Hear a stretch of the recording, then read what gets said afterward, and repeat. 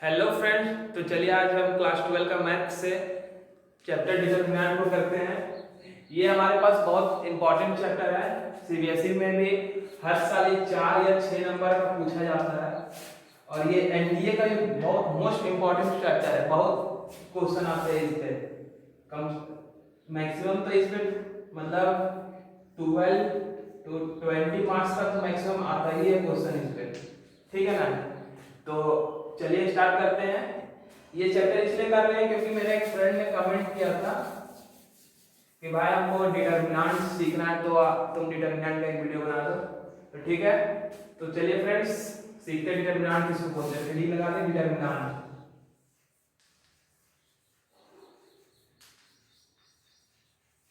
Determinant तो इसे पहले हम सीखेंगे डिटरमिनेंट बोलते हैं किसको है।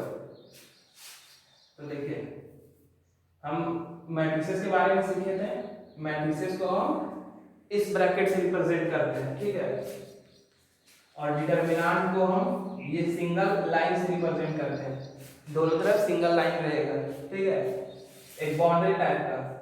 या फिर हम डिटरमिनेंट को ट्रायंगल का शेप से भी रिप्रेजेंट करते हैं, ठीक है। डिटरमिनेंट को हम ये दो प्रकार से रिप्रेजेंट करते हैं, ठीक है, डिटरमिनेंट। और इसको हम ये मैट्रिक्स है, ठीक है। अब हम नेक्स्ट देखेंगे इसमें कि डिटरमिनेंट होता क्या है या फिर डिटरमिनेंट और मैट्रिक्स में डिफरेंस क्या है हमारे पास। तो देखिए, डिटरमिनेंट होता है हमारे पास स्क्वायर मैट्रिक्स,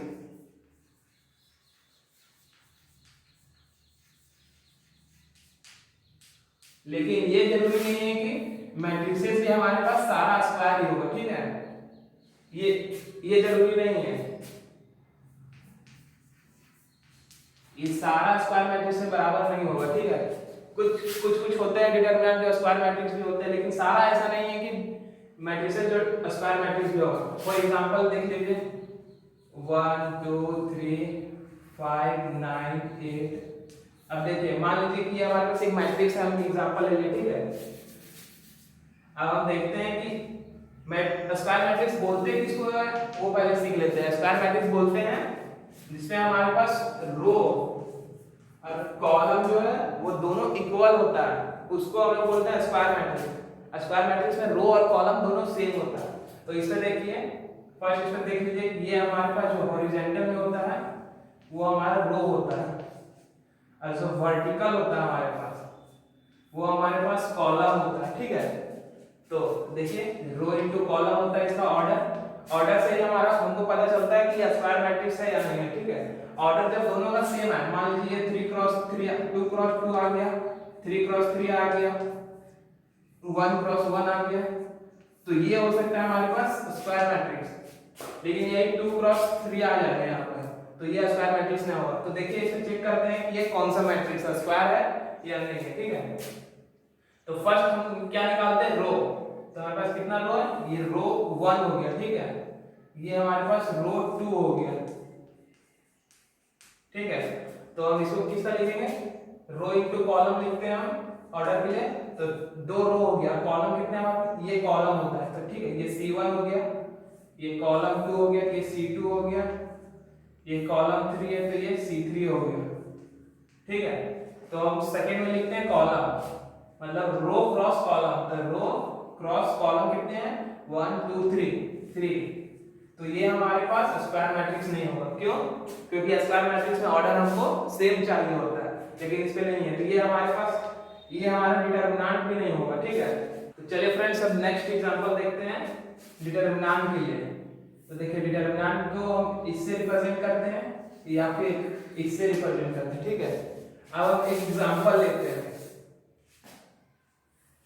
मान लीजिए 1 2 3 4 5 6 9 9 1 4, ठीक है। अब इसको हम देखते हैं कि ये हमारे पास स्क्वायर मैट्रिक्स है या नहीं है, ठीक है। तो अब देखिए, इसको हम अभी सीखते हैं, ये रो बोलते हैं, हॉरिजॉन्टल को वर्टिकल को कॉलम बोलते हैं। इससे हमारे पास कितने रो है, पहले हम ऑर्डर के लिए रो इनटू कॉलम करते हैं। तो इसमें देखिए, रो कितने हैं हमारे पास, ये फर्स्ट रो है, ये हमारे पास सेकेंड रो है, ये हमारे पास थर्ड रो है, ठीक है। तो 3 रो हो गए, 3 रो। और हमारे पास कॉलम कितने हो गए, ये फर्स्ट कॉलम हो गया हमारे पास, ये सेकेंड कॉलम हो गया हमारे पास, ये थर्ड कॉलम हो गया हमारे पास। तो हमारे पास कॉलम भी 3 हो गया। तो ये 3 क्रॉस 3 है, ठीक है, ये 3 क्रॉस 3 मैट्रिक्स रहेगा। तो ये हमारे पास हो गया स्क्वायर मैट्रिक्स। तो यहाँ पे लिख दीजिए 3 क्रॉस 3।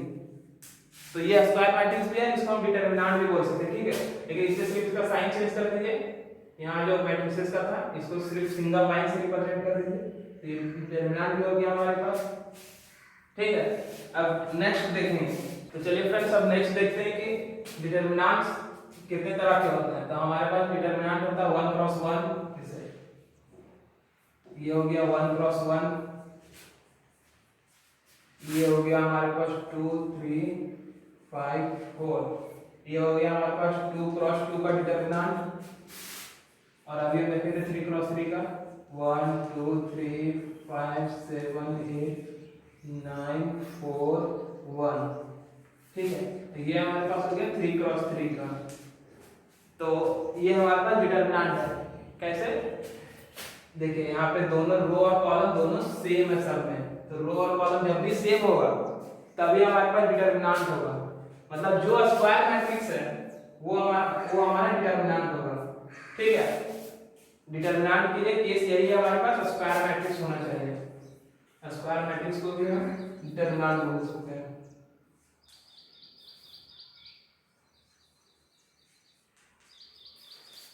तो चलिए फ्रेंड्स, अब नेक्स्ट टू रिस्पेक्ट, तो चलिए फ्रेंड्स अब नेक्स्ट सीखते हैं कि इवैल्यूएट कैसे करते हैं डिटरमिनेंट को। फर्स्ट एक्सरसाइज में हमारे पास यही है, इवैल्यूएट, ठीक है। अब एनसीईआरटी से चलिए क्वेश्चंस लेते हैं। तो एक्सरसाइज है हमारे पास 4.1। अब फर्स्ट क्वेश्चन लेते हैं एनसीईआरटी से। चलिए एनसीईआरटी से पहला क्वेश्चन लेते हैं। तो फर्स्ट क्वेश्चन हमारे पास 2 4 -5 -1। तो इसमें बोला है हमारे पास क्या, इवैल्यूएट द डिटरमिनेंट। तो हमको इसमें बोला है डिटरमिनेंट को इवैल्यूएट कीजिए। तो चलिए इसको फर्स्ट स्टेप हम लिखते हैं, ये डिटरमिनेंट से रिप्रेजेंट करते हैं, ठीक है। तो ये डिटरमिनेंट इज इक्वल टू 2 4 -5 -1। अब हमको क्या बोला, इवैल्यूएट। इवैल्यूएट मतलब होता है हमको इसका वैल्यू फाइंड करना, डिटरमिनेंट का वैल्यू कितना आएगा, ठीक है। तो इवैल्यूएट इसको कैसे करते हैं, इवैल्यूएट करते हैं this cross this into this cross this, ठीक है। और इसको इससे मल्टीप्लाई करिएगा, इसको इससे मल्टीप्लाई करके माइनस कर देना इससे, ठीक है। तो अब देखिए इसमें इसको इससे मल्टीप्लाई कीजिए तो 2 इंटू -1 और माइनस करना है हमको, इसको इससे मल्टीप्लाई करके इससे माइनस कर देना, ठीक है। तो minus of -5 into 4, minus of -5, यहाँ पे -5 था, -5 इंटू 4, ठीक है। अब देखिए नेक्स्ट स्टेप में हमको करना है, ये क्या आ जाएगा -2 और ये माइनस माइनस प्लस हो जाएगा तो +20। तो हमारे पास डिटरमिनेंट का आंसर आ गया फर्स्ट का 18, ठीक है। इसी प्रकार सारा क्वेश्चन हमारे पास फर्स्ट एक्सरसाइज में बहुत इजी है, इसी प्रकार है सारे क्वेश्चन। तो चलिए अब इसमें ज्यादा नहीं करेंगे क्वेश्चन, तो और 2-3 क्वेश्चन देख लेते हैं, बाकी आप खुद से प्रैक्टिस कीजिएगा। तो चलिए नेक्स्ट क्वेश्चन देखते हैं, क्वेश्चन नंबर 2। तो क्वेश्चन नंबर 2 में हमको क्या बोला है, क्वेश्चन नंबर 2 का 2, इसमें भी हमको इवैल्यूएट करने बोला है। तो हो गया x² - x + 1 x - 1 और नीचे है x + 1 इंटू x + 1, ठीक है। अब हमको इसमें भी इवैल्यूएट करने बोला है। तो first step determinant is equal to this लिखना हमको। तो x² - x + 1 x - 1 और फिर हो जाएगा हमारे पास x + 1 x + 1। अब इसको हमको इवैल्यूएट करना है, तो क्या करना है इवैल्यूएट के लिए, दिस क्रॉस दिस करेंगे, इसको इसे मल्टीप्लाई करके इसको इसे मल्टीप्लाई करके माइनस कर देना है दोनों को, ठीक है। तो determinant this equal to this, तो अब क्या करेंगे हम, मल्टीप्लाई करेंगे x² - x + 1 into x + 1 minus x + 1 into x - 1, ठीक है। अब इसको अब मल्टीप्लाई करेंगे तो हमारे पास आंसर आएगा x³ + x², ठीक है। इसको अब इवैल्यूएट करेंगे तो हमारे पास ये आ जाएगा या फिर आप यहीं पे आंसर लिख सकते हैं, या फिर आंसर आप ये भी लिख सकते हैं, determinant of x square common ले लीजिए तो क्या बच जाएगा हमारे पास एक्स प्लस 1। आप इसको भी लिख सकते हैं, दोनों में से कुछ भी लिखिएगा तो हमारे पास मार्क्स नहीं कटेंगे, दोनों सही आंसर। ठीक है, अब नेक्स्ट देखते हैं नेक्स्ट क्वेश्चन। फ्रेंड्स अब नेक्स्ट क्वेश्चन देखते हैं, क्वेश्चन नंबर 3 सेकंड टर्म में क्वेश्चन नंबर 3 देखते हैं। If a is equal to matrices of 1 2 4 2, ये हमारे पास 2 क्रॉस 2 मैट्रिक्स है। ठीक है, तो ये हमारे पास क्या हो जाएगा, ये स्क्वायर मैट्रिक्स हो जाएगा। ठीक है, तो ये हो जाएगा, फिर then so that 2 times of determinant a is equal to 4 into determinant of a। हमको शो करना है कि this equal to this। ठीक है, अब चलिए अब इसको सॉल्व करते हैं।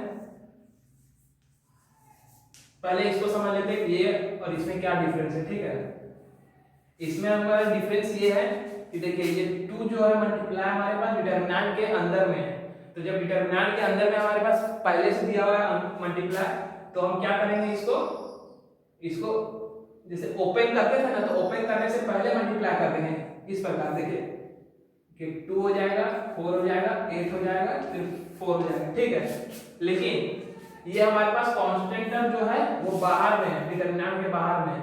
तो देखिए इसको ओपन करने के बाद हम मल्टीप्लाई करेंगे 4 को। ठीक है, तो ओपन क्लियर क्या आएगा 2, इसको इससे मल्टीप्लाई करके फिर माइनस कर देना है, तो माइनस दिस। ठीक है, तो इस प्रकार इन दोनों का डिफरेंस है। ठीक है, अब चलिए इसको स्टेप बाय स्टेप सॉल्व करते हैं।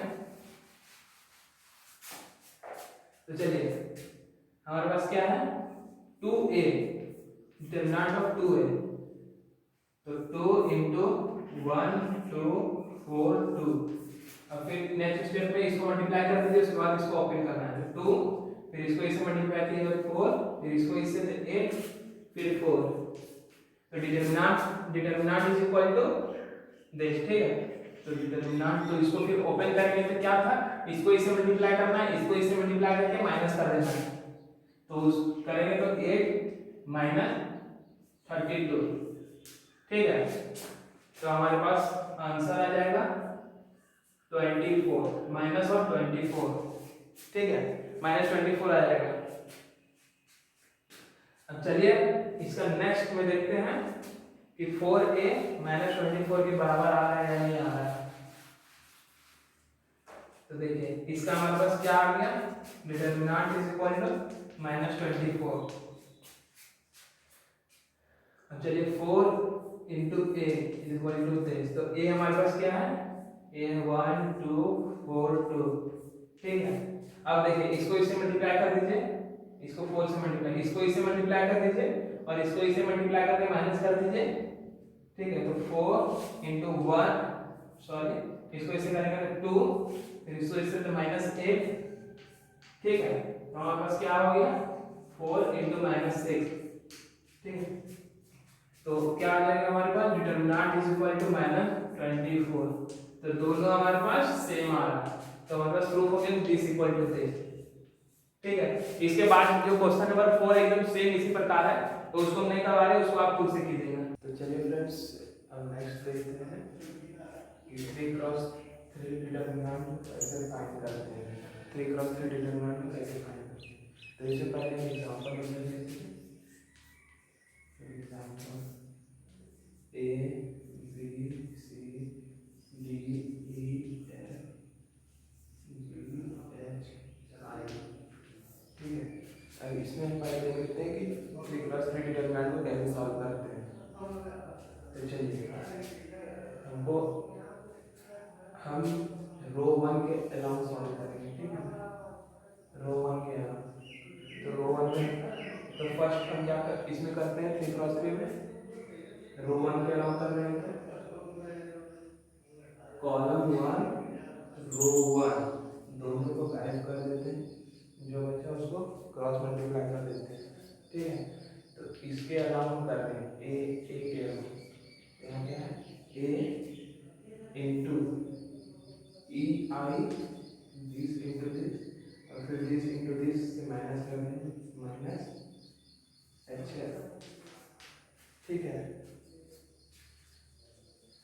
अब हमको इसमें नेक्स्ट देखना है तो रो 1 और कॉलम 2 के नाम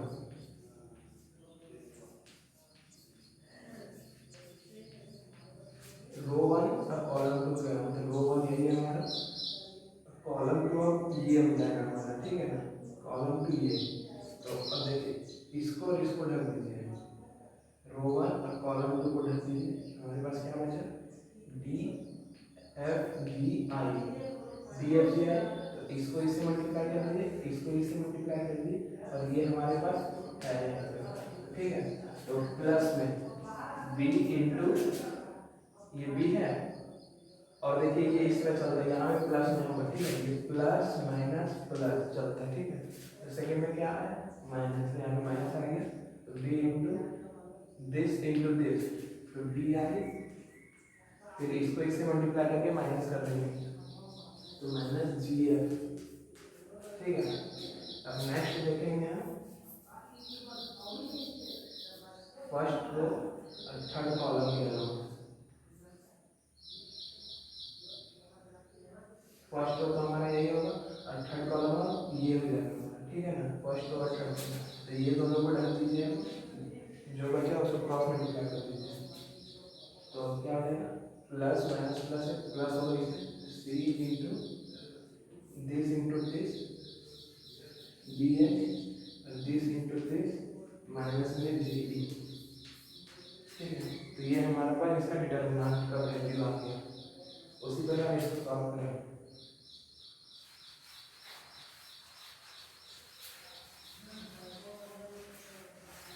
चलिए अब इसको सॉल्व करते हैं। डिटर्मिनेंट देखिए, डिटर्मिनेंट का डी ई पी से भी लिख सकते हैं, डिटर्मिनेंट से भी लिख सकते हैं, और ये तो है ये इसका ब्रैकेट, ठीक है ना। तो हम इसमें जेड लिखते हैं, determinant is equal to 2 minus 1 minus 2 0 0 minus 1 3 minus 5 0, अब 3 क्रॉस 3 को सॉल्व करते हैं, ठीक है। तो ऊपर से रख सकते हैं,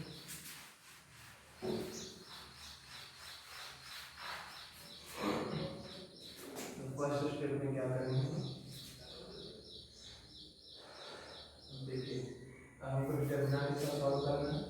तो अभी हम सीखे थे रो 1 के अलावा, आप चाहे तो कॉलम 1 के अलावा भी सॉल्व कर सकते हैं, रो 2 के अलावा भी सॉल्व कर सकते हैं, और कॉलम 2 के अलावा भी किसी के अलावा सॉल्व कर सकते हैं, लेकिन किसी एक को ही लेना है। ऐसा नहीं कि रो 1 के अलावा सॉल्व किया तो इसके अलावा भी सॉल्व कर दिए, ठीक है, किसी एक ही के अलावा। तो इसमें भी हम रो 1 के अलावा भी सॉल्व करते हैं।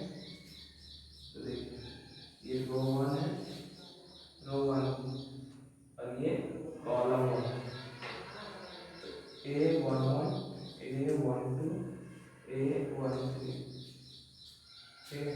तो इसको इसको ढक दिया, क्या बचा हमको दिस इंटू दिस, और यहाँ क्या 2 2 इंटू 0 माइनस माइनस प्लस, और फिर माइनस करेंगे तो माइनस 5।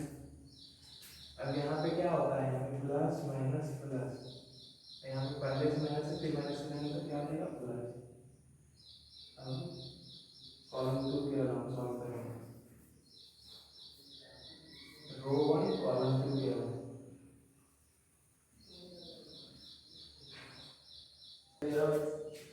रो 1 कॉलम 2 के अलावा सॉल्व करते हैं। तो यहाँ पे माइनस है और हम फिर इसमें माइनस करते हैं, माइनस माइनस प्लस हो जाएगा, तो प्लस लिख दिए, यहाँ पे 1 है, 1 इंटू, तो इसको इससे मल्टीप्लाई कीजिए, इसको इससे मल्टीप्लाई करके माइनस कर दीजिए, तो 0 दिस इंटू दिस माइनस, और ये माइनस प्लस हो जाएगा, और 1 से 3 को तो 3 हो जाएगा। अब हम करते हैं रो 1 और कॉलम 3 के लिए, ठीक है ना। तो रो 1 और कॉलम 3 ये है, अब इसको ढक देते हैं, ये बचा, तो इसको इससे मल्टीप्लाई कर दीजिए, और 2 हमारे पास है -2, तो -2 हो जाएगा, इसको इससे मल्टीप्लाई किए तो 0 हो जाएगा, इसको इसे तो 0 हो जाएगा, ठीक है। अब इसको सिंप्लीफाई कर लेंगे, तो डिटर्मिनेंट का वैल्यू आ जाएगा हमारे पास -10 + 3 और ये 0, तो -7 आ जाएगा हमारे पास डिटरमिनेंट का वैल्यू, ठीक है ना, इसका वैल्यू। तो चलिए फ्रेंड्स, अब नेक्स्ट क्वेश्चन करते हैं, क्वेश्चन नंबर 6। ये भी हमारे पास 3x3 मैट्रिसेस का क्वेश्चन है। तो चलिए, ये हमारा दिया हुआ है मैट्रिसेस के टर्म में, आपको निकालना है डिटरमिनेंट के टर्म में। इसको डिटरमिनेंट में बदल लेते हैं पहले, 1 1 -2 2 1 -3 5 4 -9।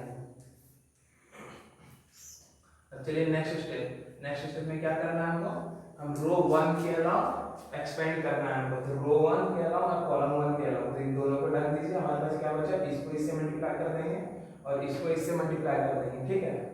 और यहाँ पे जो है उससे मल्टीप्लाई कर देंगे, तो क्या आ गया, this into this -9, this into this, तो ये माइनस यहाँ पे लगता है, फिर ये माइनस, तो माइनस माइनस प्लस हो जाएगा 12। अब नेक्स्ट स्टेप में ये क्या होता है, प्लस माइनस प्लस, तो नेक्स्ट स्टेप में ये माइनस हो जाएगा, -1, फिर ये रो 1 और कॉलम 2 के अलावा, तो दिस इंटू दिस होगा और दिस इंटू दिस होगा, तो इसको इससे मल्टीप्लाई कीजिए तो -18 हो गया, इसको इससे माइनस, ये माइनस में है और फिर माइनस करेंगे, प्लस हो जाएगा, +15। अब नेक्स्ट देखते हैं, कॉलम 3 रो 1, कॉलम 3 और रो 1 के अलावा, ठीक है। तो दिस इंटू दिस और दिस इंटू दिस करेंगे, तो दिस इंटू दिस क्या आ जाएगा 8 और दिस इंटू दिस -5। अब इसको हम ओपन कर लीजिए, तो इसको इससे माइनस करेंगे, कितना आएगा हमारे पास 3, और फिर इसको इससे माइनस करेंगे तो कितना आएगा हमारे पास +3, सॉरी -3, और यहाँ पे माइनस +3 आ जाएगा हमारे पास, और फिर यहाँ कितना बचेगा हमारे पास 3, और ये 2 से मल्टीप्लाई है तो -6 हो जाएगा, तो +3 +3 +6 और -6, तो क्या आ जाएगा हमारा डिटरमिनेंट 0। तो इसका आंसर हो गया डिटरमिनेंट इज इक्वल टू 0, ठीक है फ्रेंड्स। तो चलिए फ्रेंड्स, अब नेक्स्ट क्वेश्चन करते हैं, क्वेश्चन नंबर 7। ये क्वेश्चन हमारे पास लास्ट क्वेश्चन है इस चैप्टर का, और इसके बाद हमारे पास क्वेश्चन नंबर 7 पे एक और क्वेश्चन वो खुद से ट्राई कीजिएगा, 2 क्वेश्चन और मल्टीपल चॉइस क्वेश्चन, वो भी आप खुद से कीजिएगा, ठीक है ना। अब चलिए इसको सॉल्व करते हैं, तो फर्स्ट गिवन लिख लेते हैं हम,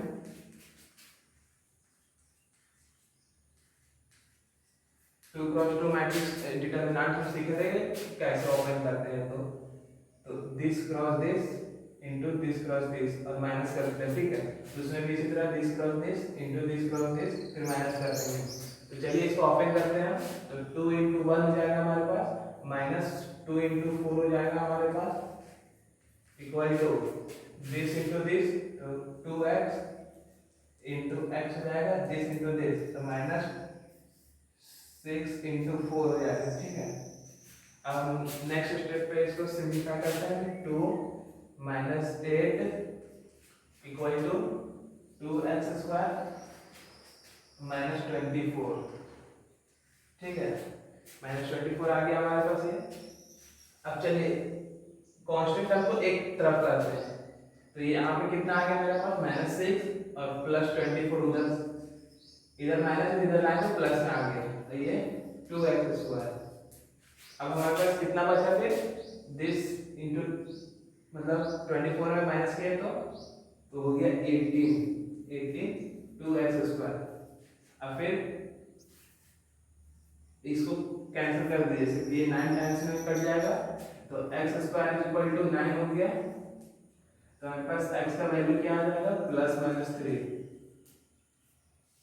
ठीक है फ्रेंड। इसी तरह x का वैल्यू, तो ये x का वैल्यू हमारे पास आ गया। नेक्स्ट क्वेश्चन में भी इसी प्रकार इसको सॉल्व कीजिएगा, ठीक है। थैंक यू फ्रेंड्स, आज के लिए इतना ही।